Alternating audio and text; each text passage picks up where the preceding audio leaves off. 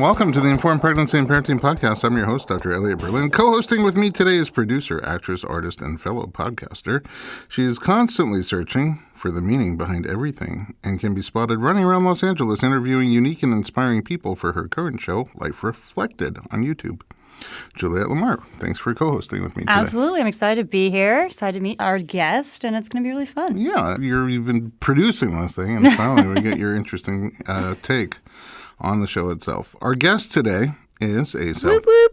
I've interrupted you Cat's already. out of the bag. I can't wait. Oh, yeah. You can see that I'll be directing this conversation. You're right. I'll take over from here, please. I guess I should say our two guests today, but the older one is born in South Africa, Emmy-nominated, Logie Award-winning actress, producer, director, writer, entrepreneur, and platinum-selling recording star. She's graced the covers of over 150 magazines all over the world. Oh, Lord. Just two more than me. With no clothes on. I mean, all of them were full of clothes. That wasn't me, Mom. Yeah. At the peak of her career and a household name down under, she moved to Hollywood where nobody gave a crap. She had to nearly start over and rebuild her now hopping film and music career. You might recognize her from numerous TV and film roles, including the hit TV series Pretty Little Liars and movies Home Away and Aquamarine. She and her husband have a 5-year-old daughter and are expecting their second baby literally today. I feel like if I go into labor, this will be your most downloaded podcast. I think so. And I like to just win, just in general. Yeah, so of like course. I'm really Let's trying do it. for my water to break. So I people brought will a be big like, needle. That's the podcast I want to listen to. We can just, Just pop that. Yeah, pop just that pop sucker. it. I'm ready to be traumatized. Let's do it. So anyway, Tammin Pamela Sursok, welcome to the podcast. Thank you so By the way, much. is Tammin Sursok really how it's pronounced? Yes, Tammin like salmon, Sursok like sir and the sock on your foot. It's Yeah. correct. And it's Pamela. accurate. Yeah, Pamela, I don't even know where that came from. I think my mom just threw it in there. She's like, I like that name. Tam. But these days, like, I don't even have a name for my baby right now. So it's like, we're just going to call her Girl, like I told you. Like that TV show. What is it, the movie? Bird Box. Or just call her Baby, Baby's a good name. Baby's a good name. What's that? B-A-B-I. It's funny because the first kid, like, you have everything planned and the rooms planned and you have like a birth plan, and I had a doula and I had my placenta person coming to pick up my placenta, and this one I'm like, I think we should probably get another car seat. There's going to be a baby. And I said to my husband, I was like, we should probably get some onesies too, because like she has no clothes. Oh, because your kid's 5 years old. You don't just like save it. I mean, I did save some of it, but like my friends were just like, just roll her in a sheet. And I'm like, that's what happens to the second kid. Yeah, exactly. It's just like, Do they need clothes? Roll them in a towel. They came out with no clothes on. They don't need clothes. That's the way nature made them. My first kid came out right around the time of the digital camera. Yeah. We have thousands of pictures from his first 12 months. My second kid, we have about 300 pictures. And they were all on one hard drive. And she herself, when she was big enough to crawl around, found it and smashed it. No, so you don't even know if she was even there. I don't even know if she's my kid. So we had to call everybody who might have pictures of her and be like, hey, can we get your pictures? We had to start photoshopping her in. Here's where you were with your grandma. Let's talk about that first kid. So, She was 10.5 pounds. That's at the end. At the end. How did it start? How was your pregnancy? How did you With find the out you were pregnant? I know how it started. I think I called my husband. I was 29 years old, and I was like, I want to have a baby. And my husband's like, was on board because he just says yes because he's a smart man. And I remember him being at a meeting, and I peed on that ovulation kit stick. And it said, you're ovulating. It was like the biggest meeting of his life. And I called him. It was in the middle. He said, are you okay? I said, you must come home and have sex with me right now. He's like, I'm in a really important meeting. I'm like, I don't care if you're speaking to the president. You need to come home. So he came home very scared and like, with his, he was like, please don't hurt me. Way to set the tone. Yeah, please don't hurt me or tie me up. I swear, I'm a good boy. And I remember very distinctly, obviously making love and getting pregnant with her, and it was straight away. Wait a second. My second one was not the same. Why were you ovulation testing? I thought that's what you're supposed to do. Just right away, the first time, hey, let's have a baby. We'll have to test the ovulation? Yeah, I knew a lot about like how to get pregnant because I spent my whole life trying not to get pregnant. So I was like, Should have been a no-brainer. Yeah, so I was like, don't have sex in this period of time. And then with Phoenix, I was like, definitely. But I became such a tyrant about it that my poor husband, like we must have had sex like 26 times within 3 days. Because of the monitor? No, because I was ovulating, that's so I was just- like, I need everything that you have to give me Sounds in like these you 3 took days. everything you had to The give. poor thing was like sick after 3 days. He had no energy. He was dying. He looked like he, had pneumonia. Did you plan to have a girl as also? Because I know some people plan their ovulation about like the gender of the kid too. No, I think the first one I was happy to have whatever. I have an older brother, so I actually thought I'd have a boy and then a girl. But we were super. Did you find out? Oh yeah, I'm not. During? I'm Right not, away? I'm not really into surprises. My whole life is a surprise. Like I'm like, when am I gonna get a job? Like I just want to. Like when am I gonna work again? What's the meaning of life? Like I don't want to know like what happens when you die. Like I just I need to know what sex my So baby things is. that you can know, you want to know. Oh, for sure. I'm not like the baby comes out and I'm like, it's twins. Like I don't want no. I want to know. Hey, could I'm on board with that because there are so many unknowns. Just How give was me your yes, no. pregnancy, that first pregnancy? It was really great, actually. I think it was mainly because I was young. I was 29 years old. People don't get pregnant really, especially in Los Angeles. And my friends weren't pregnant, so I felt like my body was ready for it. It was a great pregnancy. I did have high fluid, so they had to monitor that. My birth plan was not exactly how Do you think I wanted that's it to because go. you had sex 26 times? There was a lot of fluid. Yeah, and just like I kept having sex throughout my whole pregnancy. I'm all about the pregnancy sex because there's so many hormones. So I was like so into it. More than when you're not pregnant? Yes, Even definitely. at the end? Definitely, yeah. I know people think it's so strange, but I was just like, will someone please climb on top of me? And my husband's like running in the other direction. Not me again. Until his leash ran out. Yeah, What did and then I Winston was do? like, yeah, come back. Was no, he worried about it? that's where dimples come from. Dimples. Oh, the more you know. No, he actually wasn't. He was pretty cool about it. But I know some men are definitely not. But for me, it made me feel really good. Okay. I felt good. I felt sexy. I felt like us having sex made me feel more attractive in my own body. The second baby's different though. It's like you have a kid in your room, like A kid in you're your room, a kid in your tired. womb. You're Yeah. just like, don't touch me. I'm so big. It's crowded But in the here. first one, I was definitely into it. And then right afterwards, did that sex drive just jump right off? It does actually. It drops for a couple of months afterwards, which everyone will say that with breastfeeding and hormone changes. And I actually went through a lot of postpartum anxiety after I had my daughter because I just was not prepared. You're so worried about the actual birth, you don't think about the after effects of hormones, what that can do to your body, what you're going to feel like when the baby comes out and you look at your body and it's different, what it does to your relationship, what it does to your friends, how the fact that you have no support and no community. And I didn't have any women who had kids, so it was a big drop for me after the fact. I think it'll be different with this one because I have a whole community and network of women who we all support each other and love each other. So, Oh, you have good peeps. Yeah. I know some of your peeps. Yeah, you do. That's what my wife does, by the way. That's her whole career is called the afterbirth plan. She helps putting people women get together. ready for those Yeah. changes that take place afterwards before they happen. So Yeah, while yeah. you're still pregnant. Yeah. If we could turn back time, If we could turn back time. Just different. This could be that interlude. this bopping back and forth is the most exercise I've had all year. Why do you think Same. people don't pay attention to the afterbirth plan? And it surprised you, and so many women say, "Oh man, I had the baby, and then this." And if we know it, why are we not doing anything about it? That's a good question. Generally speaking, I think that during pregnancy, people are very excited, especially the first one, very excited and focused on The baby. birth and how the baby's going to get out, that 24-hour period or so of getting the baby out without thinking of the 24 years or so afterwards where you have to raise them in your Although you house. have to have like a child. I'm like, now what? Yeah. But even the breastfeeding, for me, was really difficult, and no one really explained how difficult that could be, And I wasn't expecting. I thought I've got, pretty normal sized breasts, and I thought all the milk would. Everyone's like, I've got so much milk, I have to put it in my freezer and freeze it.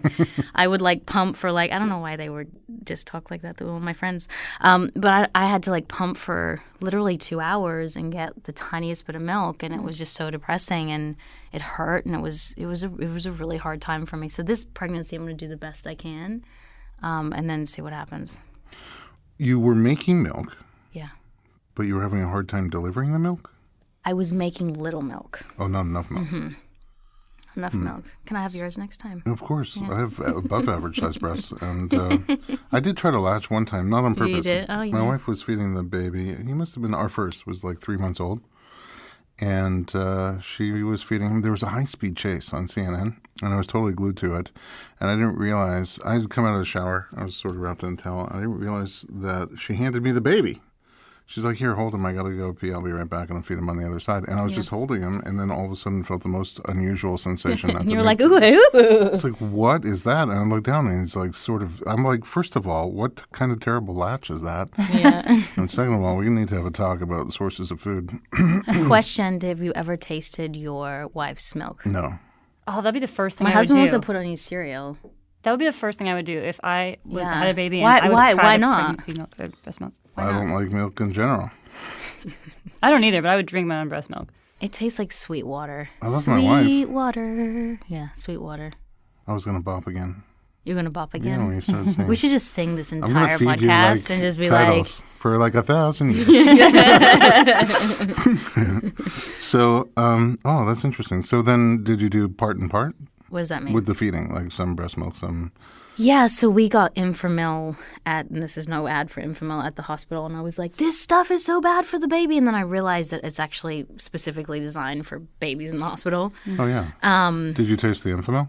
Yeah, it tasted great. Oh, you did? I was like, condensed milk. That like, I put on my put cereal that all on the my time. cereal. Because it's fortified. Yeah, but I didn't breastfeed for very long. I breastfed probably for 3 months straight, and then I just gave up because I was getting into some kind of depression from it because I just couldn't do it. I tried so hard, and then it just didn't work. Were you depressed because like of your own? You just want to trying- do it, or was it yeah, just my society desire, telling you to do it, But I though? think a bit of both. little I think bit of mom shaming, and Yeah. we had this Russian woman, my husband's fantasy that went wrong, coming over and like like pumping my boobs and like trying to get the milk out, and then it would come out, and he's like, "This is so weird and everything I wanted, but not exactly right now." And she would help me get some of the milk out, but That's not how you pictured it as a kid? he didn't. I don't think he pictured the Russian woman trying to milk Physically me. milking you. Although I'm sure, that's someone's fantasy. I Someone. don't know. Yeah. Someone's... One more download we'll probably Yeah. get. So many downloads. Put that in the hashtags for the episode. Yeah. How was the end of the pregnancy itself, your first pregnancy? So you had a big kid in there. It was pretty good. I mean, I wasn't prepared for the C-section. Like, I thought, okay, well, this is not such a big deal. I wanted to give a natural birth. I'll just be numb from my legs down. The baby will come out and we'll be hunky-dory. C-sections are no joke, guys. I mean, I felt everything. What do you mean you felt everything? No pain, but I felt everything. I Oh, felt the my cutting? intestines come out. I smelt my skin. I felt my liver being moved. I felt everything. Like pressure? I felt it all. Did you see it? Or was there a drape? My husband took a video, but Oh, so you could see it afterwards. yeah, yay for me. But I felt everything, just no pain. But you can't really explain to someone what it feels like for your intestines to be moved outside of your body and put back in. But I felt that. It's so much more dramatic when you say intestines versus what we say. Intestines. What do you say? Intestines. Intestines. Yeah, bits like inside. Your little inside bits. I can't do Australian. I just didn't think it was going to be that intense, really. Did you want to have a cesarean? No. What happened? I wanted to have a beautiful natural birth. I was going to have a home birth. I went to birthing centers. I had a doula. My doula literally just took pictures of me screaming in the room. Oh, it's beautiful. And I don't want to freak people out about a C-section because I think that's unfair too.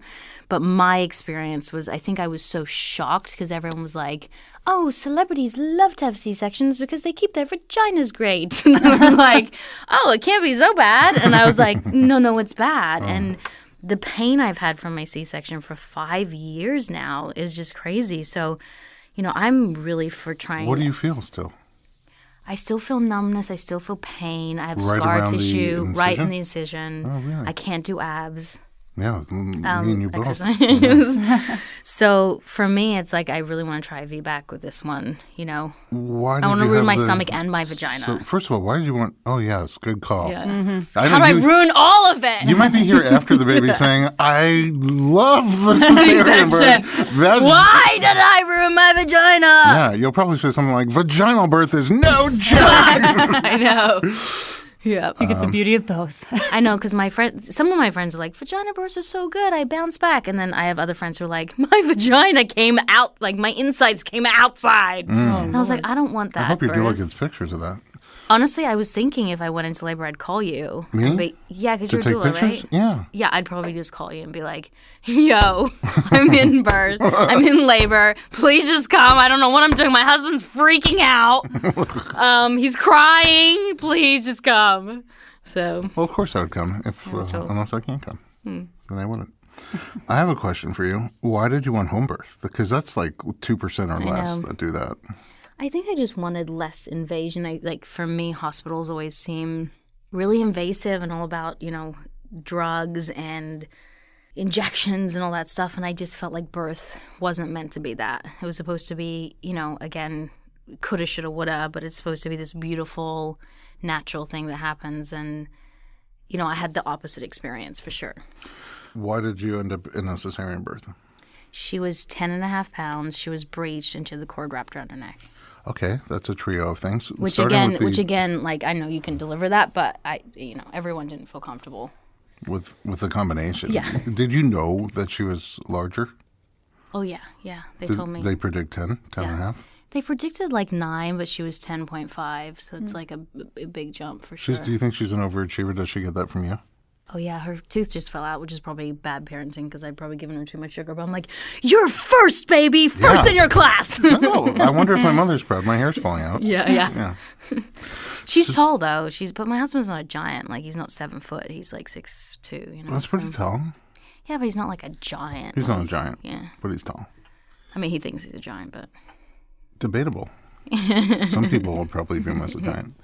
What, did you do anything to try to get her to flip over? No, I never even knew it was an option. Really? Nothing like medical, until nothing I met holistic? you. No.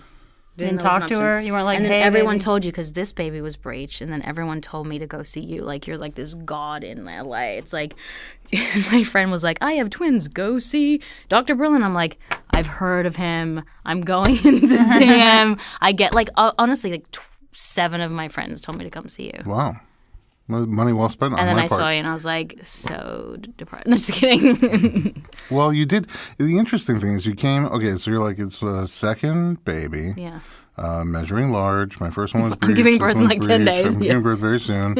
And then I was like, oh, the schedule's kind of full. How about we come here or there? She's like, I don't know. I'll get back to you. So you waited another week. Well, then my dog died. And then your dog died. I know. We had literally, I had a flood. My husband had pneumonia. My dog died. The hardest thing to deal with was my husband having pneumonia. I was like, it was easier to get through the dog dying than my husband being sick. But what kind of timeline are we looking at for all this that just happened? oh, like 2 months. Like it was The just last nuts. 2 months of your Well, life? my husband went and did a movie, and so I was by myself for 2 months of my pregnancy, and then the house flooded. So they had construction. They constructed the whole house when he was gone. It was just a disaster. And then he came back sick. I'm like, great, you've been gone, and now you come back and you're sick. Get up. He's like, I'm dying. I'm like, you're not dying. You're fine. Poor guy. I actually told him he had a man cold until the doctor said he had pneumonia. I was like, you have a man cold. You need to get up and be a man. And then they're like, he's dying of pneumonia. And I was like, oh. Fine. It's probably only a small spot. It's probably not all of your lungs. It's probably just a little bit. A little bit not working.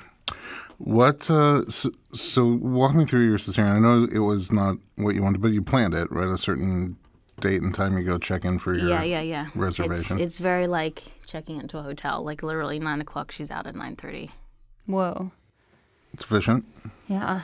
But the thing that I didn't expect was like you're feeling normal, like we are, like jovial, and then you go in, and then half an hour later you're just like dying, like you feel like you're like completely cut open, you're bleeding, like it just happens so fast, and then you just feel so unwell so fast. But I also think for somebody who really wanted the polar opposite experience, that's a big transit. Like someone who wants to have a cesarean and then goes in for the scheduled cesarean probably has a better experience typically. I really wanted this like kumbaya, beautiful home birth, like my husband holding me from behind, him crying, me crying, Oh, baby comes out, the music. Baby's And we're crying. like, that's our baby. And then like he's got skin to skin, I do. He's eating my placenta. I'm eating my eating your placenta placenta? with blood everywhere. Wait, and we're did like, you eat your this is- placenta? I made it into pills and then made everyone else try it just so I didn't die. So they were having placenta with breast milk. Yeah. Is that good? You're supposed to have the placenta. I I wonder don't if you know can if make it a just... placenta breast milk smoothie this time. Probably. And then I'm just going to make... He's not a meat eater. Oh. But I that's- think I'm just going to make him eat it just to prove that he loves me. You know what I mean? Yeah, it's about time he... Well, you didn't have to I'll be kill like, you to if eat you it, so. eat my placenta, you really love... I can accept that you all love the me. other things that you mentioned. Yeah, this is the final. I sound like the final best. thing. I sound like the best wife. Yeah. Well, coming through all that, you still have such an upbeat, jovial attitude, and you've overcome a lot in your life, and you have a go-getter spirit. Yeah.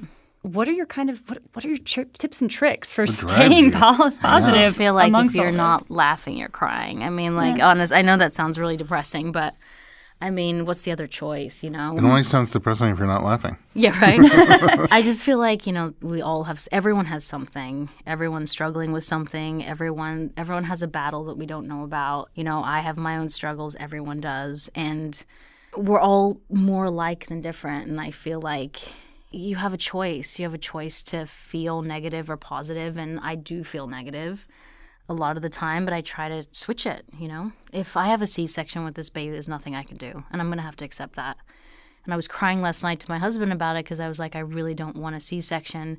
And he's like, you have to just submit to the fact that, you know, it's going to be what it's going to be and it's going to be okay. And the most important thing is this baby's okay and you're okay. However she comes into the world, I think the first one we're so hell-bent on it coming our way and our plan. And you realize it's just life is not always like that. And when you have so many things that you've gone through, you realize that you have no control over anything. Not really. You don't know what you're going to do when you wake up in the morning, if you're going to get hit by a bus or it's great. Well, what you don't know. So it's like the minute you let yourself lose control, the happier I think you'll be. Oh, like in the roller coaster. Yeah, I don't do that because I have no control. Because you want to be in control. Yeah. Yeah, but Exactly. it's I hate them, but I went for my kids because I didn't want them to be. Like my dad's a wuss. Yeah, no, I didn't want that too. I didn't want them to be worried about it, but so I went on the small one because they were little. So I went on the small one. And I was like, oh, it's not so bad. And then when we went on the bigger ones, I realized that if I'm holding on for dear life and like trying to step on the brakes, which don't exist, it's so less Yeah. enjoyable. And then the first time I accidentally let go because I didn't want him to be afraid, I was like, wait a second, that was kind of fun. And I was like, let's go again. See, I hate flying. We had a bad flight where the plane lost all electrical power over the ocean. So we had like this kind of plane crash. Wait a second, Thing. you lost your TV feed? Yeah. That's horrible. That's the only thing that gets me through flights. I'm just white knuckling it I'm and like, watching I don't a horrible believe people show. are like planes don't go down. I'm like, bull crap, they do. So what happened with that? Wait a second. You're here. When you say Yeah. all electrical, you mean like We were literally going over the ocean. Everything went black, and we lost 15,000 feet in 2 seconds. Like, bam. So you engines? And I realized my husband is he's half Jewish. Not that, I can say this because, He's Jewish. he's Ish. Jewish. Yeah. He's like really neurotic with little things. Like, oh my God, there's dirt on the floor. But when we're dying, he's strangely He's totally cool he's with it? totally cool with Oh. it. He's like, we're fine. I'm like, we're gonna die. So So did he you make a has- water Dude, landing? he's like, kumbaya, Lord, kumbaya. So wait a second, he has GJA with the little things, generalized Jewish anxiety with the little things? Yeah, yes, with all the little things, but the big things, he's the No big chillest. deal. Like with this baby, I bled at 10 weeks. Like I woke up completely bleeding, Ooh, and that's he was scary. just like, "We're fine, everything's good." And I'm like, "We're losing the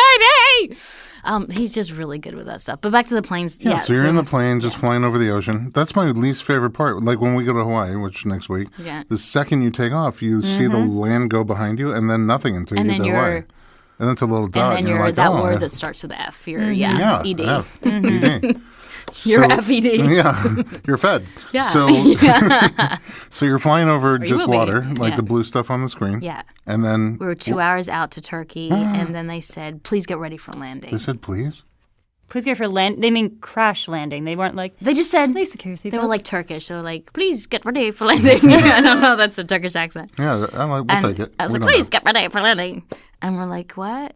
And then they said that we were landing in an hour. And I'm like, we're over the ocean. And we actually landed in Nova Scotia in a football field wow. with no... In a football field? It was like it was a military airport that turned into a football field because there's nothing there. Thank God the football field was With still no, there. yeah, with no... Could you see the game?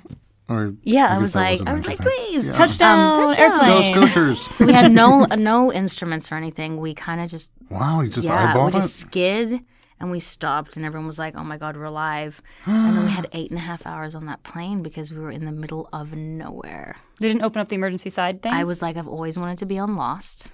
And now I am. Pitch that to Screw them. this acting thing because this is real life. That's so much better. Yeah, I'm like, I'm living it, you know? Wow, that's terrifying. Amazing and then, pilots, though. presumably, you had to get on another plane. Yeah, that landed next to us Wow. on the field. And then you had to take off on the... I from was so tired by then. I was like, if this happens twice, kill me. Like, I didn't even care. The second one I got on, and I was just like, whatever happens, happens. Yeah, I mean, what are the odds? Yeah, I mean, yeah. Okay. What are the odds? All right, it's time. We're going to take a little break. Don't go anywhere. We are going to be right back with Juliet and Pamela on the Informed Pregnancy Podcast.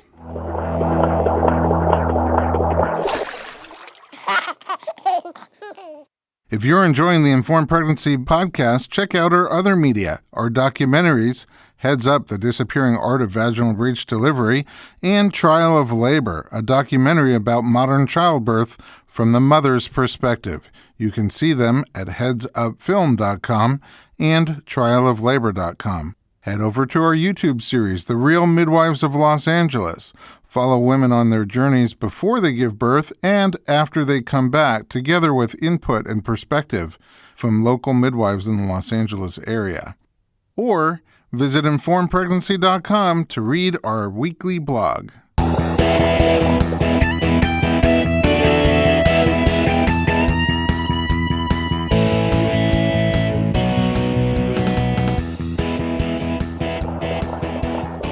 Welcome back to the Informed Pregnancy and Parenting Podcast. I'm your host, Dr. Elliot Berlin, here with co-host Juliet and our guest, Tammin. Tammin like salmon. Pamela Sursok. Could be jamming. Could be jamming. Okay, now you're pregnant again. This baby was breech too, so there was no question you were going to have a repeat cesarean. That's what I was told, yeah. Up till very close to the end of the pregnancy. Till I found you. Yeah, then you did. Oh, you do sing really beautifully. So, and we didn't even talk about that. You sing. I do. Where did that start? Did you take lessons? Did you just I come was to just it born naturally? with a lot of talent. I see it. I'm amazing. I'm pretty amazing. extraordinary. No, I was 17 years old and I was on a TV show in Australia called Home and Away, which Chris Hemsworth is from. All the girls who are listening to this. It's one of my favorite. We were on at the same time. I told my mom, I was like, should I date that guy? Nah. he's Thor. I should have dated that guy. Sorry, husband. He's like Jesus. Thor.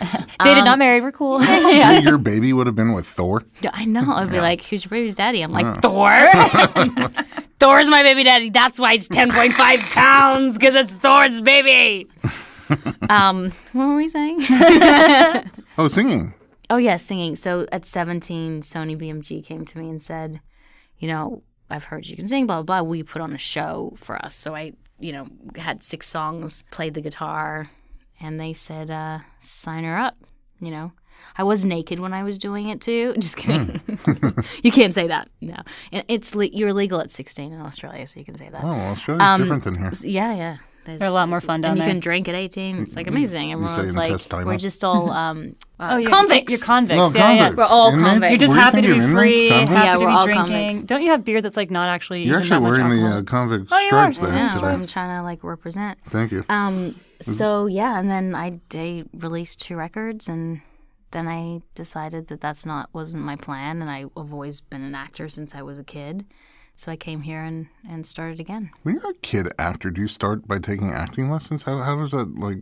I was acting since I was 5. just like acting up for my parents and lying. Just kidding. So I was in all the school plays, and I was, I was doing shows and dance recitals, and I mean, it was in my blood from a very young age. But you're such an introvert. You're so quiet and shy. I know, I'm it's really really shy. hard to get you out of yourself. Like, Have you been like that? it's so since, funny. I like- thought that I told my husband I was an introvert. And then I was like, no, I have social anxiety, so I don't love going to places. But once I'm there, it's like a pig in poop. Like, I love it. Yeah. I just love it. If you're an introvert, I'm a turtle in the shell that never comes out. My husband is more of an introvert. He likes to stay home. I have to drag him out I love to sometimes. stay home. You do like to Almost stay where home? it's at. Yeah. Well, I think also because I never know if the people I see when I'm out are people that I know or don't know because of my face Oh, blindness. that's It's like a right. weird dynamic. Just walk into a room. I don't even have to ever put on makeup because you'll never be like, oh, she looked really nice that day, because it doesn't matter. I can remember if you look nice or not. I just can't remember what it looked like. That's crazy. Do you remember your family? No, not even my own face. Are you kidding me? No. I can't draw Is that my face. real? I think so. Is that real? No, he's making it I up made it just up. Are today. you just on drugs? This water is delicious. So, again, all right, pregnant again. Did they give you things you could do this time again to try to get the baby to turn around? My doctor said that the baby would not turn and that she was stuck. So I was incredibly miserable, and I contacted all my friends, and they all told me to go to you. And I just didn't believe it. It's not that I didn't believe in you. I just didn't believe in miracles, I think, because it would have, to me, felt like a miracle. And I went to you, and it was not fun. Not that what you do is not fun, but like, you have to open up some of your hip joints to get that, It's pelvis. It's intense, yeah. And not like fun intense. And then I went back like the week after I saw you, and the doctor was like, the baby's head's down. And I started crying. It's mystery. I was just like, oh my God. He's like, you still might have to have a C-section. I'm like, oh my God. Why though? Well, because she wasn't laughing. So, Oh, Well, I might still have to have a C-section Yeah. because there is, and Dr. Berlin can talk about this more than I can, but there's a chance of uterine rupture when you have a C-section because of the scar. And the problem with the uterine rupture is that when it does happen, although rare, it's catastrophic. The baby dies. whoa. The baby goes Back up for into a second. the baby Back goes up. into see now he's I'm like, no. you're having a C-section, okay? The baby goes into It's the just not that baby black goes into and the, white. Baby goes into the abdomen, no? There's not that black and white. Yeah. First of all, See, I told you you'd have more information. we have an episode called VBAC Facts, Yeah. and Jen Camel from VBACFacts.com talks really a lot about the actual stats, right? With any delivery type, there's some risk and there are some benefits. And with the VBAC, the specific risk that exists that doesn't typically exist outside of VBAC is that the scar in the uterus where it was sewn back together may not hold up during the pressure that builds up in there during labor. And if it starts to separate, then it can create a problem for you. When it separates, it could just thin out, and slowly separate open, which is different than a big pop. Rupture. And the big pop is the rupture. So do you know the odds of that happening? 3%? 0.5%, I believe, is the current stat. So what 1/2 of 1%, happened? which is not zero. So it's important to know that there is a risk there. But it's like that's like the same as saying is roughly 1 in 200. But that's of the scar separating at all. That turning into whatever you said, baby dying, also is not a direct correlation. Like when they find it, they go do an emergency cesarean and take the baby out. It could go downhill, all the way downhill, but it's not so clear cut. Otherwise, you wouldn't do it. You wouldn't want to do it. And I was told, funnily enough, that my doctor actually 2 weeks ago, she went past her due date, this woman, and she really wanted a VBAC, and it was a huge labor. It went on for 2 days, and he was like, I really want to do a C-section. She'd already had a C-section, and the woman said, I agree with you. I think we should. And while they were in the operating room, it ruptured. Oh, And the did it baby rupture ended or up... separate? No, the baby ended up in the abdomen. Oh, yeah, that's what could happen. And I think what happens is doctors have thousands of births and nothing goes wrong. And it's like anything in life. Like you have that one that does and it freaks you out for every other birth. And sometimes I think that then it pushes other people's agenda onto your birth plan because of the one thing. It's like my plane crash story. How many times have I taken planes? I mean, I mean, I've traveled to 56 countries, but I'll always remember that plane flight, you know? Right, because of you, I'm just going to go in a canoe from now on. I'm down with that. But I think that's what happened. I think that's what happens with doctors is they see so much good, but it's like one bad, and then it's kind of like the blanketed statement for everyone. Right. But of course, then sometimes you end up intervening in places where you cause something to go wrong that wouldn't have gone wrong had you not intervened, but it's more controlled. Right. And so they typically like to have control. They'd rather control things versus let nature have its way with you. And, I think the choices that they make, that they encourage you to make, are the same ones they would make from themselves and their own families. That's what he said. Yeah. It's coming from a genuine spot. Yeah. But when you take a step back and just look at risks of all the options, that's the only way you can really make an informed choice. So my baby's head being down now, we've probably cut out a crap load of risk now, right? Versus being breech? Yes, after C-section. Well, yeah, there's different risks for breech babies than there are for VBAC births. Yeah. So you don't have those anymore. Yeah. So the thing that scares me now is I have a week before I have a scheduled C-section. And I'm going to see you to make... Because that's your favorite thing to do. Yeah. I'm like, I can't wait to be there at 6 a.m. and be inflicted pain.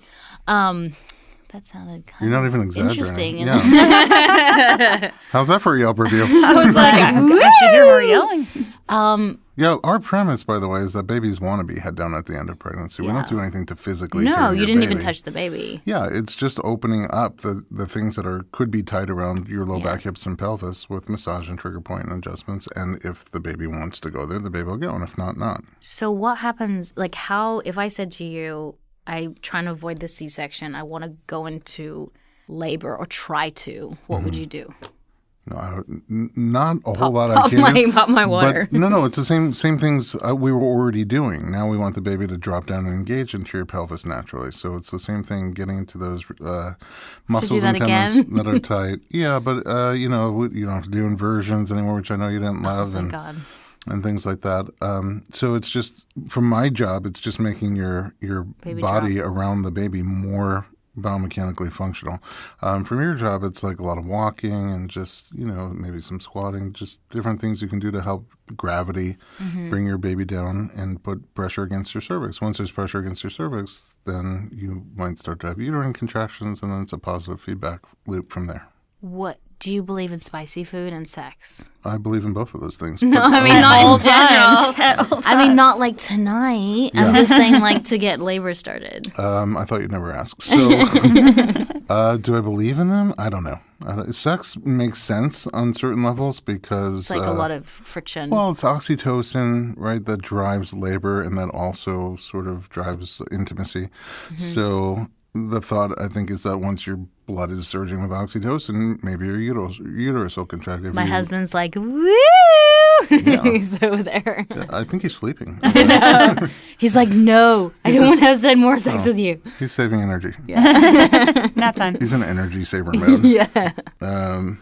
So I think that's part A. Part B is maybe pressure against your cervix. It's your cervix stretching that releases oxytocin also for labor, so maybe stretching your cervix a little bit. Spicy food, I don't know, but... Tastes good. Yeah, people do it. What could possibly go wrong? No, other than heartburn all night. Right, it sounds like a great evening. Yeah.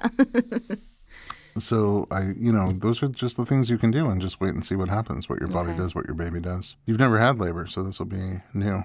I know, and I'm so excited for it, and I almost feel like I'm an idiot, Why? Because of wanting to get into that situation? Well, and not to bring the podcast down, but I had 2 miscarriages back to back. And the first one, I kind of went into labor. This is between Phoenix, so we waited 4 years, like 4.5 years, we decided to have another baby. I can't imagine what people go through with infertility. We got pregnant. Every time we've got pregnant, it's been the first time. So we got pregnant the first time with the second baby, and we grew her or him. I'm glad we didn't find out the sex for some reason. I think it would have been harder till over 3 months. That's so not like you. I know. I was going to find out. I was just like, it was actually the next appointment we were going to when we found out that the baby's heart stopped. But we were like over 3 months, and we chose to birth the baby at home with pills. And the baby came out in a sack with an umbilical cord and little feet and like little eyes and everything. And the whole experience was so traumatic. But the birth of it, even though it wasn't obviously a full-term birth, it was incredible. I can't even explain it. Like, I went into contractions. It was almost like letting the pain go in a way as well, because I was in pain. And then the baby came out, like it's a fetus, it's not a baby, and like came out, and then my husband was there and he held me, and it was just really quite beautiful. And then I had a lot of sadness and depression after that, but the actual experience was quite beautiful. And I said to my husband, I said, wow, imagine if like my birth could be like this. Like, it was the first feeling of what contractions felt like. Obviously not as intense, obviously, but it was just a really, everything opened up and it came out, and we were at home, and it just felt better than a C-section, Wow. Even though it was sad, it felt better than a C-section. That was your first miscarriage? First, and then we had one and then I got pregnant straight away. I've been pregnant for so long. And then we didn't know. So the baby was developing, then it wasn't, then it was, then it wasn't. Then I was like 8 weeks, then it said 6 weeks, and it was 10 weeks. And every time I went back, the baby was fine, then not fine. And then we actually moved house, and the day we moved house, we lost that baby as well. Oh my. Wasn't as traumatic as the first one, I think, because A, we had been through it, and B, it wasn't as big. As advanced, yeah. So it was more of just a shock. And then we stopped. We decided for 2 months, let's not do this. When we have sex, let's just do it because we love each other. That's weird. And instead of trying to make a different baby, pace of the two of you. and we didn't even have sex anywhere near my ovulation. And this baby is coming next week. So Oh, look at that. How long did it take you to feel like, yes, this one's here? Because after having This 2 one's gonna miscarriages, Oh. did you not trust it for a while? I honestly think probably 2 weeks ago was the first time I was like, holy crap, I'm having a baby. And I'm not kidding. I didn't connect to this baby for so long. You think it's a defense mechanism? Oh like my God. protection? Like I think my husband did too. Like, it's funny because I would be like, are you connected to this baby? He's like, I'm trying. And I was like, I'm trying too. Like, and then it's almost like when she turned, I felt like we were communicating. I know that sounds really weird, but I was like, I felt like we were like had each other's backs. She was like, I got you. And I was like, oh my God, like, you're in there, and we're like speaking to each other. I have your backs as well. And you do. It's my thing. But until she could survive on her own was when I started to go, this is real. Thank you for sharing. That's such a beautiful story. Yeah, I think, it took me a long time to share it, and I realized if I can make one person feel less alone, because I thought something was wrong with my body. And it happens so much, and it's 1 in 4, and I've been pregnant for almost 1.5 years now, like on and off. Like I an haven't elephant. Exactly. I feel like an elephant. Yeah. So once this baby's born, we're going to take a little break. You are? Yeah. No sex for you. No. It's okay. It sounds like you've built up a reserve. Yeah, we're done. I have, thanks for sharing that. I'm sorry. It's been such a challenging journey. And you are, despite all that, so positive and upbeat all the time.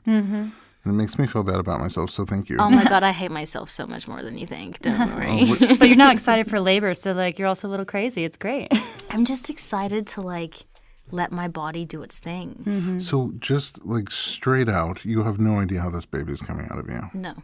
You'd like it to go one way. I would You like have it. the I would like a opportunity natural for it birth. to go one way that you didn't have last time. Yeah. But it might go the other way. Yeah. Are you comfortable now with whichever way it goes? I think because she's turned and I have options, I'm now just going to let it be. Let it ride. And I felt like last week when I had no options, I was really depressed about the outcome because there was no choice. And now if the baby doesn't descend and she's still up there and my cervix is closed and we're getting closer to the due date and there is that small risk, for me, I'm probably going to go, you know what, we'll have a C-section. I'm not the kind of person who's going to, as much as I do want that beautiful birth at home, I'm not going to push it to the end just to like give myself that experience. Have you listened to our episode called The Gentle Cesarean? Yeah. Okay. About like the putting on the baby and Just in general, like a more empowered, sacred, beautiful birth, even though it's cesarean, abdominal, not vaginal. yeah. And I only say even though because I know how much you want it to be a vaginal birth, to still like not lose sight of the fact that that magical moment in time, this baby comes through your body into this world.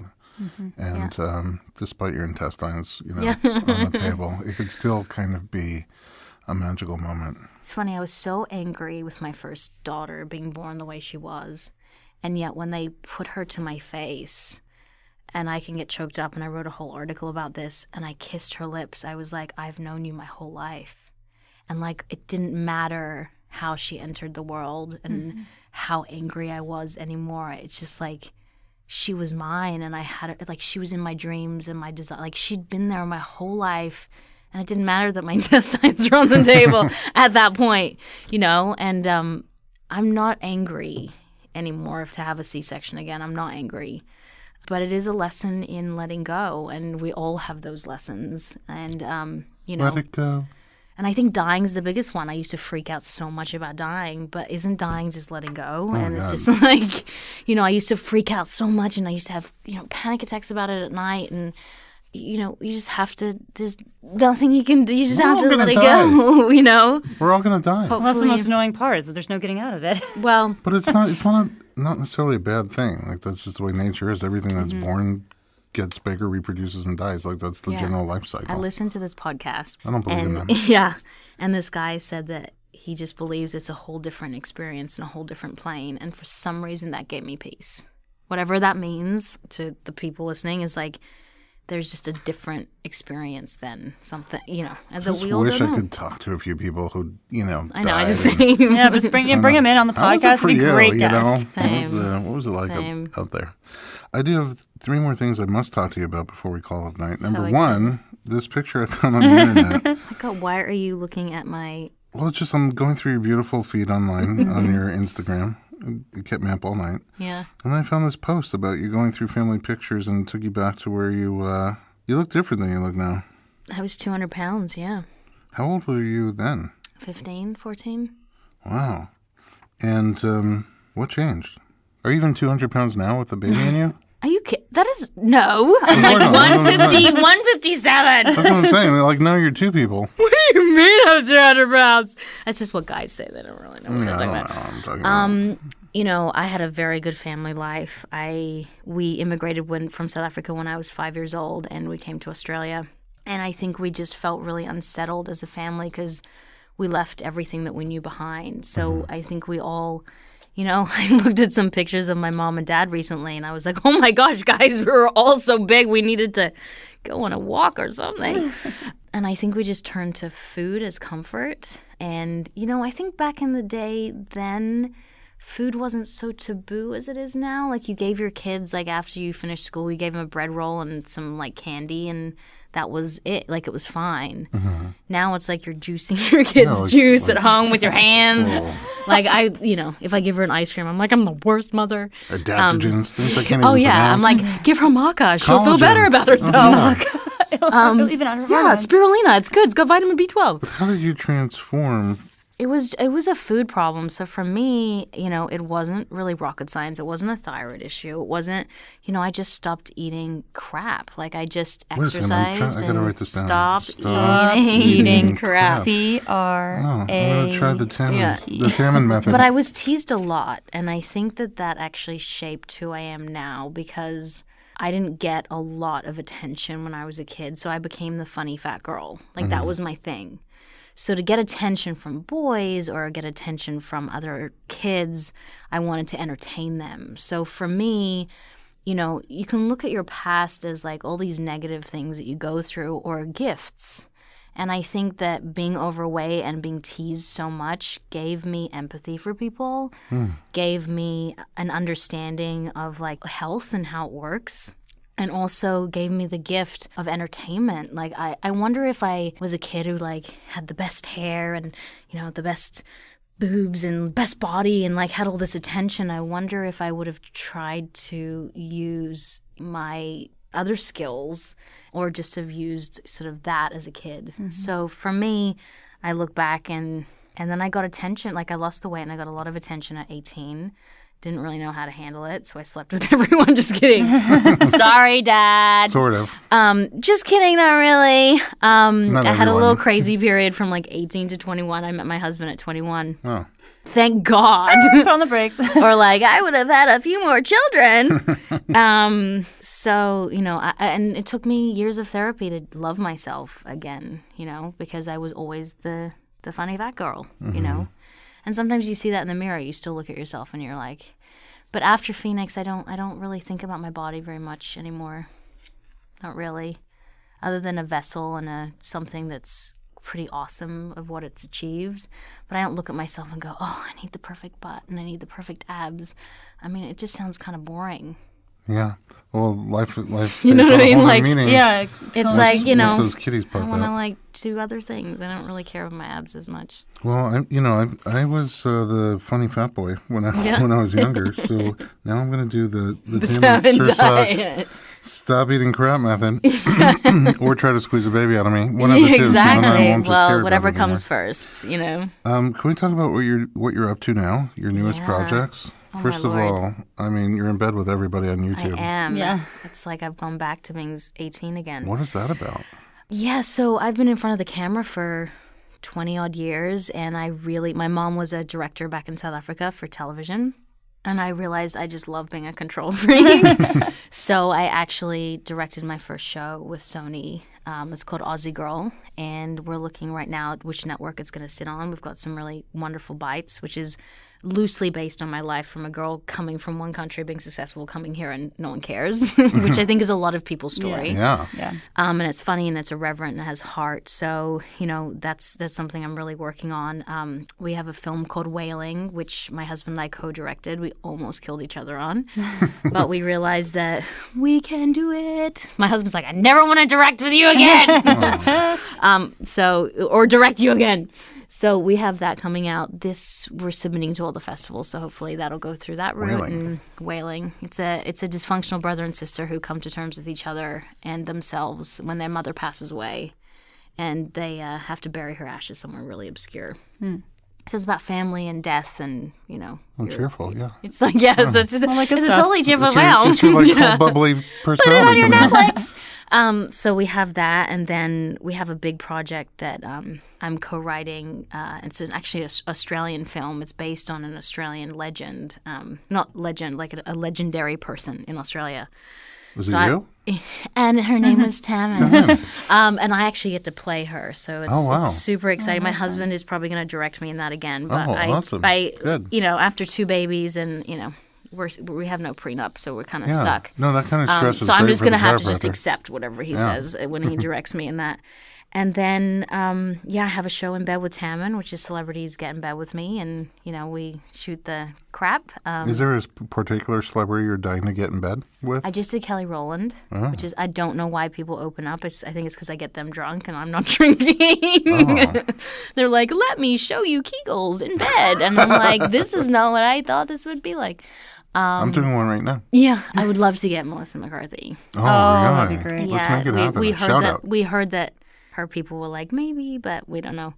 And then I'm starting a podcast because of you What? guys. Yeah, I start next month. Yeah. What's it? Do you know what it's going to be called? It's called Women on Top. Oh. Nice. Wicca wee So in one night you could be in bed with Tammin and then Yeah. listen to Women on Top. And it's just, you know, I think right now where we're at with females, it's like in women, they're sort of, women are so supercharged at like telling their stories. And I think for so long we've been told that we can't, or we've been marginalized in some way. And so it's been really exciting to share people's stories and women's stories and, you know, realize that we're all kind of in this together. And, you know, when women come together, I feel like we're invincible. I love men. But I think it's the woman's time right now. And I think that's super exciting. And there's nothing sexier than a man also supporting that it's the woman's time. That's I think amazing. it's exciting. Well, I'm glad to see you're keeping busy. Yeah. I have nothing on, guys. So. Yeah. Thank you so much for coming on Thank you. and sharing so much amazing personal journey and growth. I mean, it sounds like everything that happens to you kind of like bounce back and learn from it and Yeah. and somehow get stronger. Try. It's hashtag inspiring. can you please make me go into labor next week? If you're not laughing, you're crying. Because I'm not in labor right now. I'll do what I can. Yeah, I was hoping for a big gosh with all that fluid. I brought my I snorkel. just want to be the most downloaded podcast of yours. So like I really am trying we to have like another 3 minutes, so Yeah. No pressure. I'll just fake it. Oh my god, guys, my water just broke. Oh my gosh, I think it's happening.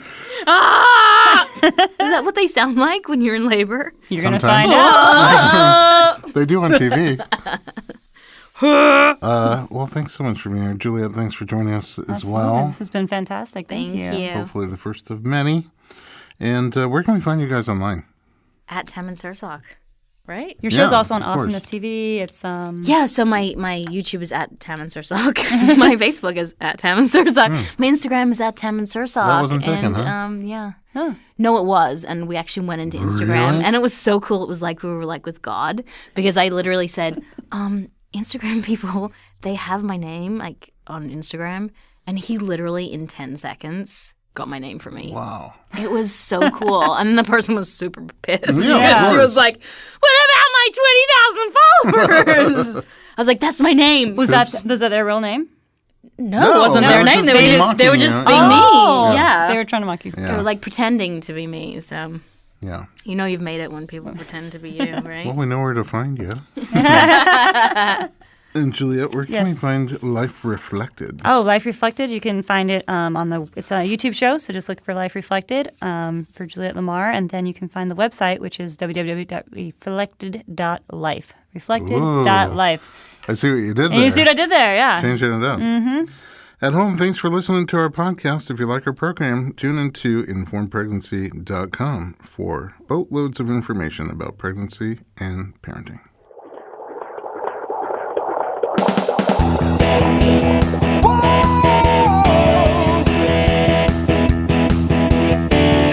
Doctor, give me the news. I got a whole lot of questions for you.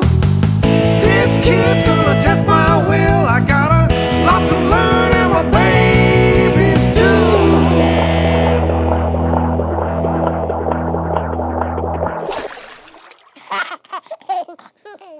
This podcast is a proud member of Parents on Demand, a network of high-quality shows for families just like yours. Download our free network app on Apple and Android and listen to your favorite episodes on the go.